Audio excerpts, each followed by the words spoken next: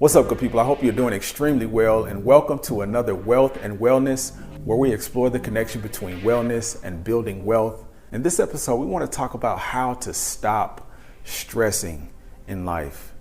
And I know this is something that a lot of people are going through right now because there's a lot going on. There's always a lot going on in the world, but specifically right now, we are in a time where the world is in a lot of flux and things are moving rapidly in either direction. And a lot of people are getting caught in the middle of these things that are happening.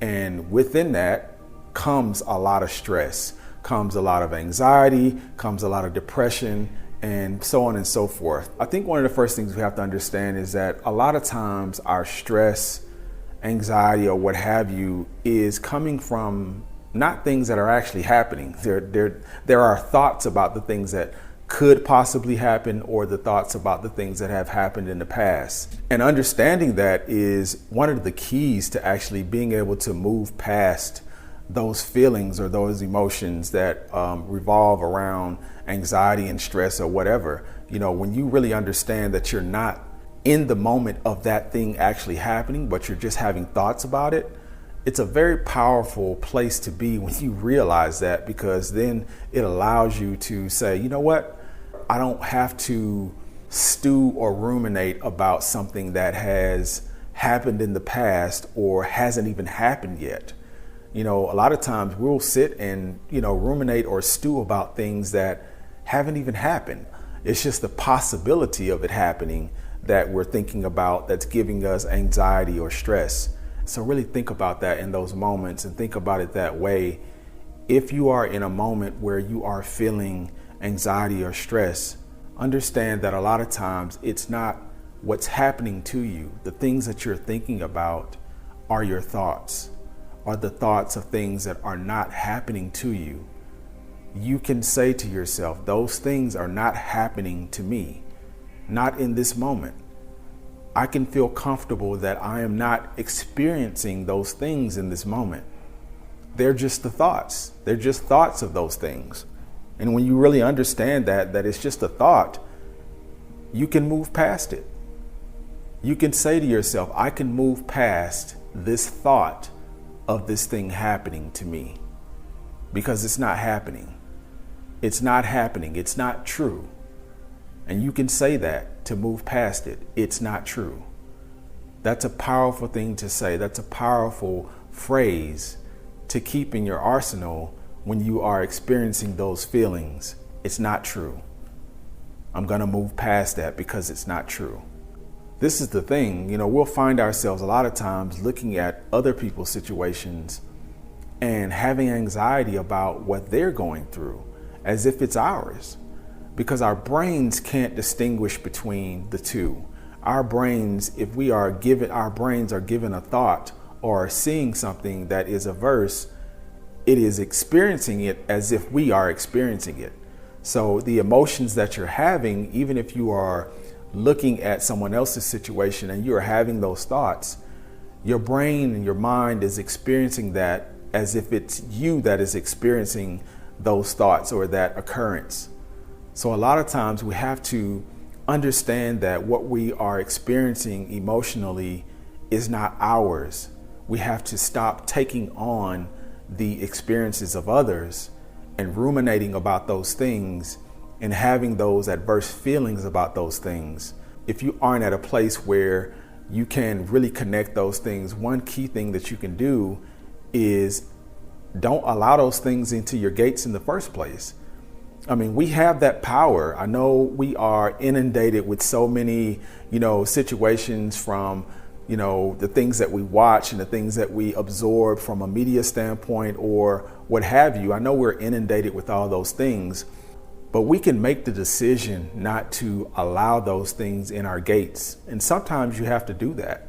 It's just unplug sometimes, and you'll see the power. There's such a power in being able to unplug and get out of the situations just by not allowing those things into your gates, not allowing those things to take you over, because that's what is happening.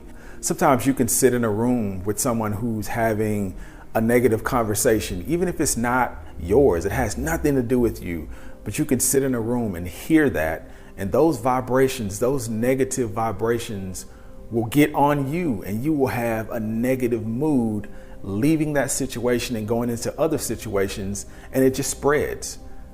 That's how powerful energy is and our vibrations are. So a lot of times, to combat stress, to combat anxiety and all those other things, you have to understand when those things are around you, and you got to unplug from them. Unplug from negativity. Understand what negativity looks like, because a lot of times it's sneaky. A lot of times we can be listening to a song or experiencing, something visual that we really appreciate and we really enjoy, but that can be something that is giving us so much negativity that we don't even realize, or giving us so much anxiety or giving us so much stress, and we don't realize it in the moment, but it will start to manifest itself later. So you have to start first by recognizing what is actually happening around you and what you are absorbing in your environment. What are you allowing into your gates every day? Your eyes, your ears, what are you allowing in? And once you understand that, once you understand the things that you are allowing in, and you can take control of that situation, take control of those situations where you stop allowing certain things into your gates, you can begin to shape how you feel. You can begin to shape how you feel just by what you allow into your gates. It's that simple. Sometimes you can be in the best mood in the world. You can wake up, everything is perfect, in the best mood. Go right down the street, 1 block over, and see 2 people arguing. And if you're not aware of how that's entering into your gates, that'll be on you all day. You'll take that with you. You will carry that argument that has nothing to do with you. You will carry that experience with you and proliferate it. Spread it to others. Talk about it. Give it to others. We have to stop doing that. We have to understand that every situation is not ours to harbor. Every headline, every piece of news that you see in the world is not yours. It's not yours to take on. I know we have become accustomed to welcoming information and, welcoming the information in the world, and we want to affect change in the world. And there's nothing wrong with that. There's nothing wrong with wanting to be compassionate and being able to affect change in the world, in our world, in our communities, in our homes, wherever we are. There's nothing wrong with that. But you have to be aware that what you are experiencing, by allowing all of those things into your gates, and that conversation, those conversations that are around you, those negative conversations, those headlines, those memes, those social posts, all those things that you see are bringing that energy into your space. All of those things are not for you. All of those things are not beneficial for you. Yes, we're entertained by them. Yes, sometimes we need to understand what's happening because it's our moment to make change for ourselves and for someone else. But you have to be aware that every situation that is out there is not yours. You have to develop a filter and understand when you've had enough. That's how you eliminate stress. That's how you eliminate depression and anxiety and all of the other negative things that happen in the world that can happen to you, and all the other negative feelings that you can take on. You have to understand that they're not yours. Give them back. Give those things back. You don't need them. Give them back. Develop a filter.